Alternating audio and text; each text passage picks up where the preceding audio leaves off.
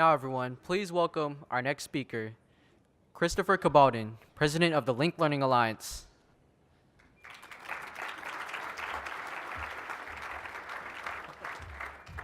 Thank you so much, Simon. And wow, when Assemblywoman Weber said, what, you don't want to hear politicians, I could hear that all day long. The speaking to our hearts, our minds, our souls, and our hands. I'm so energized by what we just heard, and there's something magic about San Diego, about the legislators that it sends to Sacramento, and the leadership and the passion, the vision. The commitment that they bring that must come from their schools. San Diego has been such a central part of birthing and evolving the linked learning movement, and she played a huge behind-the-scenes role yesterday, but I have to call out Cheryl Hiblin, who was the principal at Kearney and leads this work at the district. And I didn't say anything yesterday because her boss was here, but it makes all the magic happen in this region. So Cheryl, thank you so much for your leadership in San Diego and statewide. Because Cheryl was one of those initial revolutionaries who, despite the rule book, despite the contracts, despite the statutes, despite the ed code regulations, despite our sense that change just was too hard in this work, or that demographics and zip codes were reality, Cheryl and principals and teachers and a couple of community activists and a handful of business leaders, maybe a college professor here and there, said, no, we can do it differently, and we're going to try, and we're going to just make it happen by sheer force of effort and brute force. And they started something magic that has become a movement here in California, where what was once just a handful of pathways is grown dramatically, and policy and funding and the world of practice has come to its support.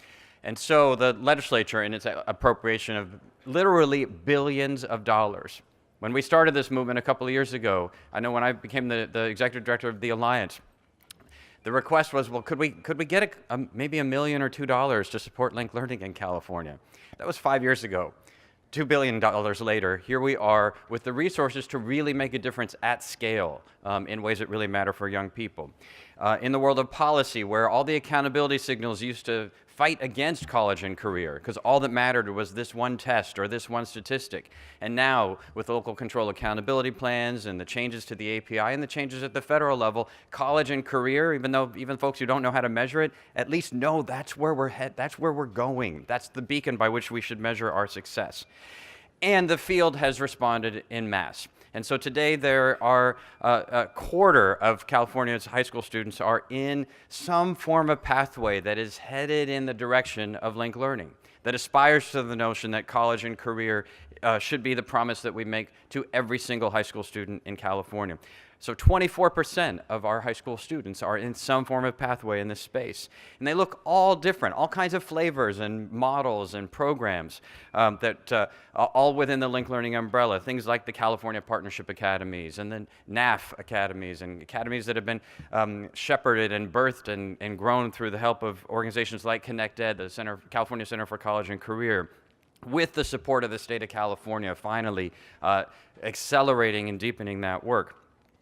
So that now we see that even more pathways are on the way. If you think about just the pathways that have started because of the California Career Pathways Trust and the CTE incentive grants, that 24% of students in California that are in some form of linked learning pathway or proto pathway, that number, just the pathways that are already in development, by 2020 will be at 38% of California high school students. And that's if we don't add a single additional pathway. And we know from this room and from the workshops I've been in all through this convention that there are thousands more of pathways on the way.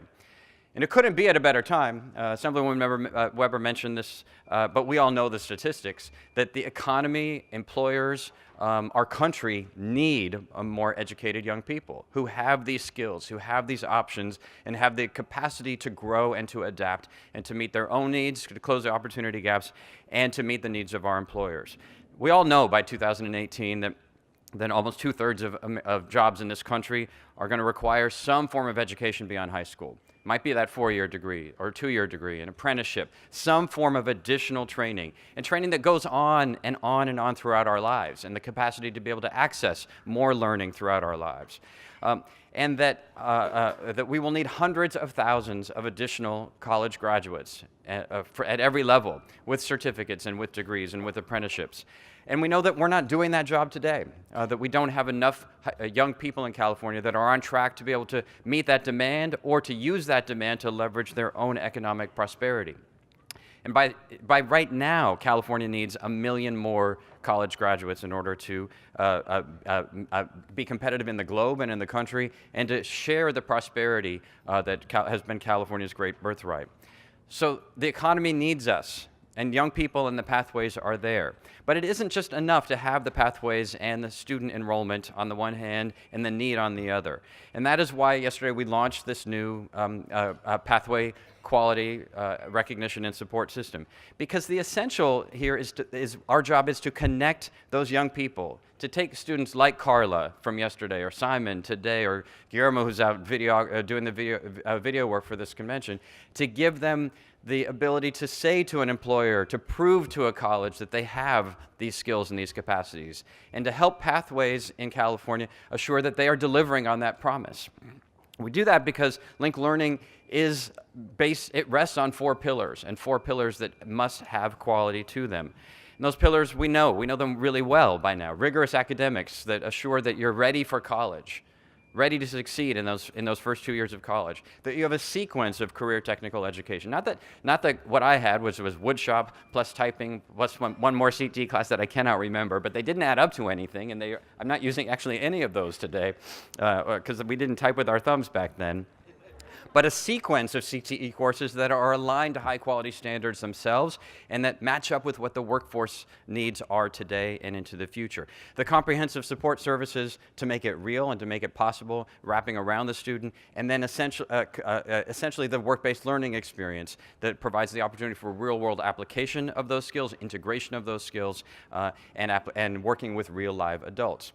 And the criticality of integrating these. So this isn't a will and grace experience where CTE is cohabitating with academics, but that they really are integrated, that they really are reinforcing and bringing to life one another. These are the essentials of what linked learning is all about. And we know that it works.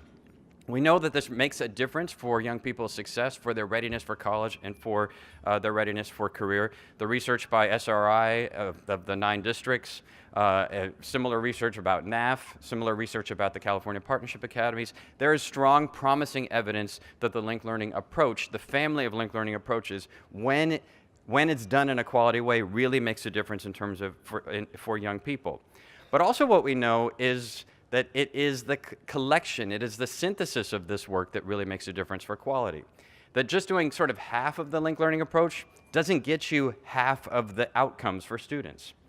Doing 70% of linked learning doesn't close 70% of the opportunity gap for students who have traditionally been denied the kinds of opportunities to which they deserve. So doing linked learning, but you know what? We're doing linked learning, but we're going to do the work-based learning part later. It's too complicated, so we're just going to focus on the academics and the CTE. We'll do work-based learning in a couple of years once we figured out the rest. We know that doesn't work.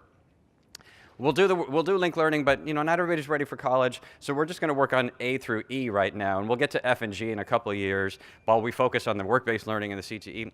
No, that is not preparing students for college in a way that really will advance the kinds of evidence that we know that colleges and employers demand and that students must demand as well. Or offering just a couple of random CTE courses that don't connect to a sequence, that aren't aligned with high-quality needs in California. All of it must happen together. Now, it doesn't mean it's like Athena popping out of the ocean, Aphrodite, fully formed, or Athena popping out of Zeus's head, fully formed. It doesn't mean that it's magic, that you flip a switch and suddenly perfect linked learning exists. But if we don't keep the guide star of exactly what quality looks like, and how we execute and how we deliver for young people, not just in the school site, but in the communities and among employers, we will not generate the kinds of student outcomes that are essential to close that opportunity gap or make real the real opportunities for post-secondary and for employment. That is the reason why we have begun work on this quality recognition and support system, but trying to design this in a way that will match the fact that we expect thousands of pathways to exist in California. And so, as we said yesterday, our existing certification system has been strong, but we are making it stronger to deal and to take advantage of making that opportunity available for every pathway, thousands of them and hundreds of thousands of young people, maybe millions of young people here in California. With paying attention to what your needs are in pathways directly. We know that a process of quality assurance has to be easily accessible, it has to be affordable, it has to promote continuous improvement, and it has to have a laser-like focus on equity. That those are some of the key features of what any certification system have to be. It has to be something that you can simply enter easily and move up fast in order to get better while providing real evidence that we're making a difference, and to learn from one another, and to learn as a field about the practices that really make sense. So our quality assurance is intended to bring together student outcomes and best practices and link them together, build the data to help pathways to get better, and for us as a field to learn about what really matters. What are the key elements and the key practices that work, and how can we innovate to make even more of them available to young people in our state? Now, our board of directors for the Link Learning Alliance has this as a through line for the next 5 years of very ambitious work. And so we've articulated a vision that many folks in this room, I think at least half of the folks in this room, are participating in an organization or a committee or a task force or a work group or some design effort to try to bring to life some very ambitious goals. So let me walk through a couple of these key ideas that we're trying to drive by the end of this year as part of a 5-year strategic vision for the field of linked learning. First is that we're working to assure that at least 45 additional districts across California are working to implement linked learning. So many folks are familiar with the 9 districts that were in the original district initiative and the many districts that have participated in NAF and in the California Partnership Academy movement, but we're working to bring 45 new districts into the work of linked learning by the end of this year. And we already know from listening to all of you over today and yesterday that we are on track to make this work. And we're doing that in conjunction with this quality system. Right? We're not looking just to add numbers, but to do it in a real way. Our quality system is based on the idea of easy entry, but quick improvement and continuous improvement, and more and more evidence of that improvement, both for practice and in terms of student outcomes. And so yesterday I invited you all to sign up your pathways right now for the very first level of the certification system. And you can still do so at signup.linklearning.org. And many pathways have already signed up for the system.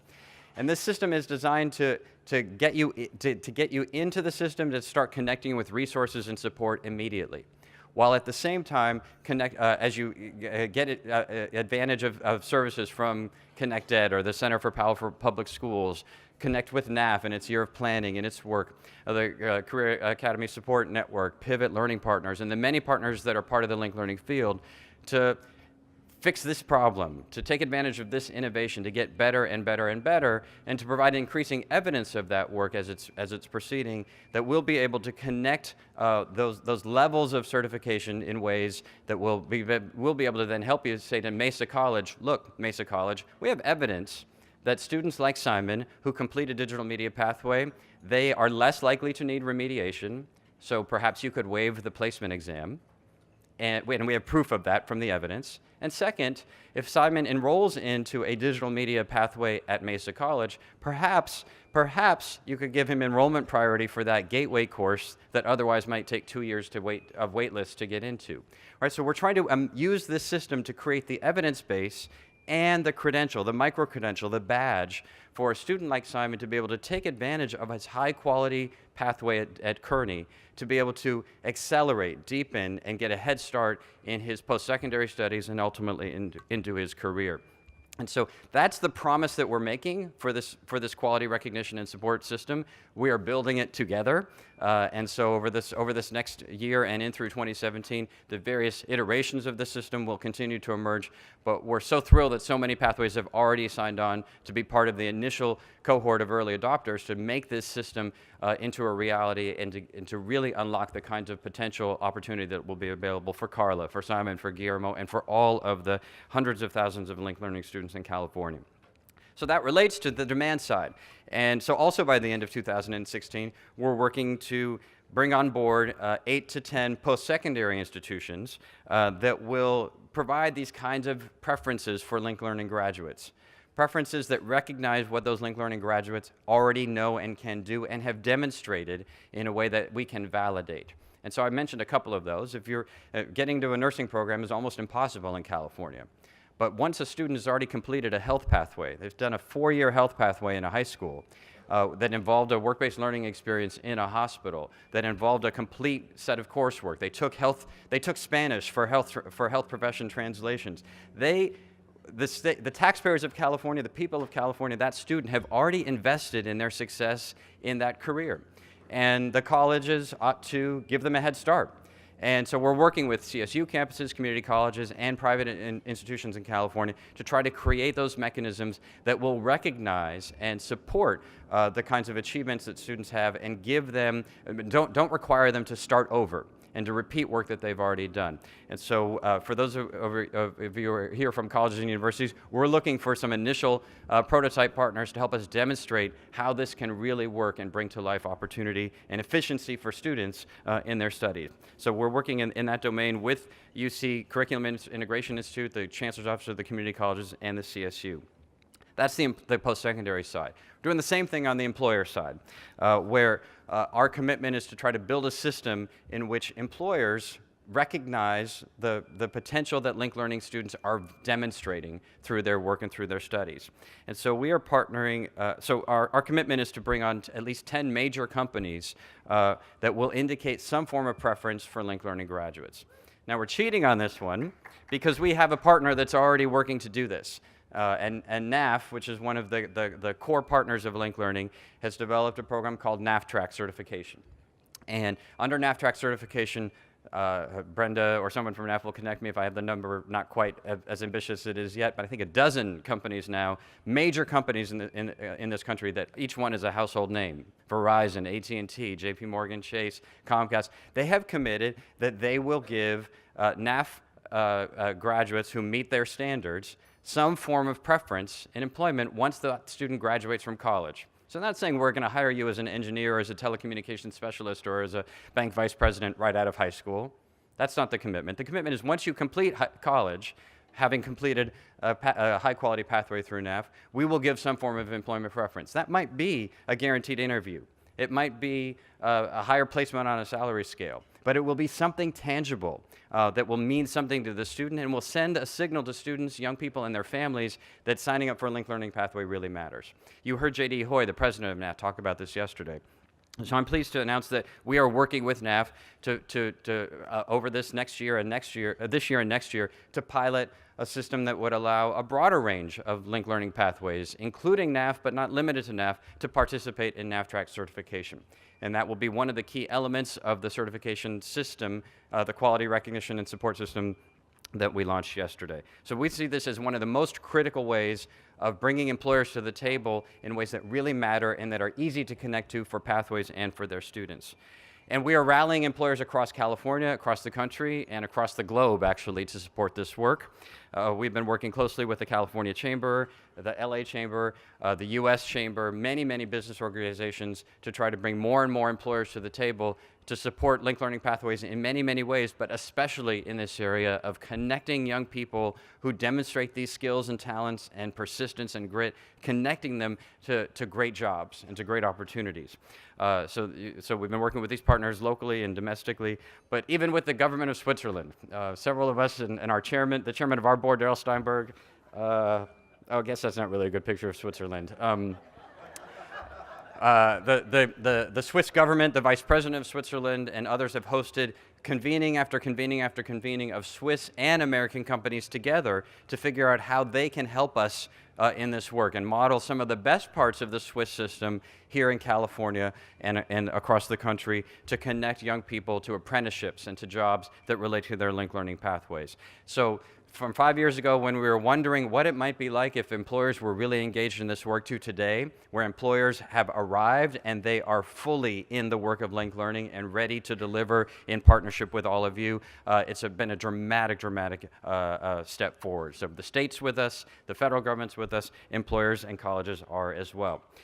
Now, also by the end of 2016, our next goal is to assure that we have a good system for data, right? So now I'm gonna get boring for a second. But the data really, really matters. So we have to have a system where we can say to Assemblywoman Weber when she has a budget hearing and wants to know, what did you do with all this money I gave you for linked learning? She wants, what are the results? What really happened for young people? And you better be able to tell me by subgroup how you're closing the achievement gap. To do this, we need an effective system of data.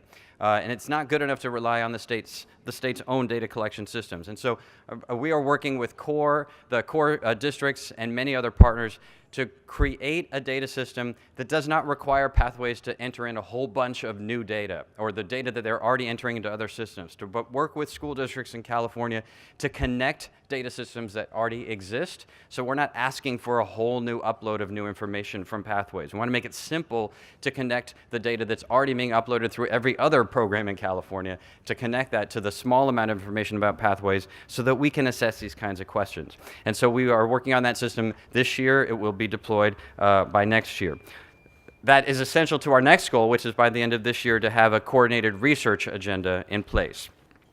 This is really a critical issue for us. We have benefited from a longitudinal, highest quality evaluation of linked learning by SRI and many, many other studies that have demonstrated the promise of linked learning. And they have been very promising in their results.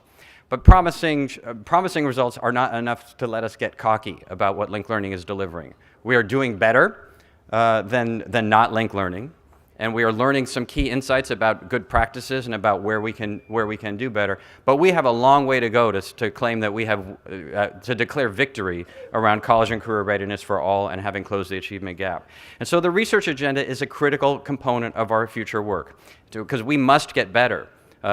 Build on the promising work that we've created, the partnerships and the collaborations that we have developed to really deliver on the promise of college and career for all and closing the achievement gap. And so we'll be asking a set of research questions over this year and into the future based on that data, and that many of you will help to generate to get us better at assessing our practices and our policies and our impact, partly to be able to prove to students, their families, school districts, colleges, and employers that it works, but also because it is our moral obligation to deliver on high quality, to deliver on equity, and to deliver on a high impact outcomes.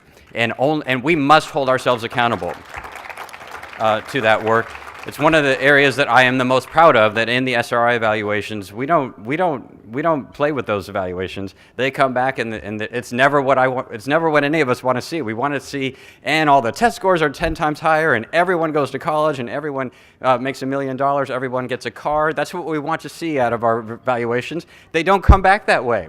And that's great. That means we are being honest with ourselves, and we're figuring out, okay, that's not working in this area. We're not getting to what we want on these achievement outcomes. How do we do better? So we'll be even asking the most compelling education policy questions of our time, like who is Rey from Star Wars? Who is her father? Our theory inside the Alliance is Obi-Wan, but it's a testable proposition, and we'll be collecting the empirical data to check it out.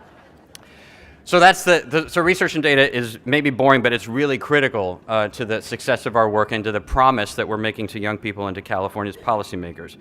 Next is, and you heard Joel Vargas from Jobs for the Future describe this yesterday. Next, we are testing this year and next the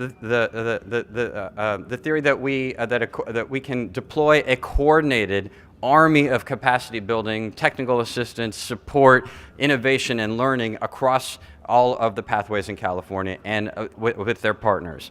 And many of the capacity builders that have been essential that gave life to this movement and that continue to grow and to scale up rapidly as billions of dollars enter this system. And so, so many organizations have been a key part of this work.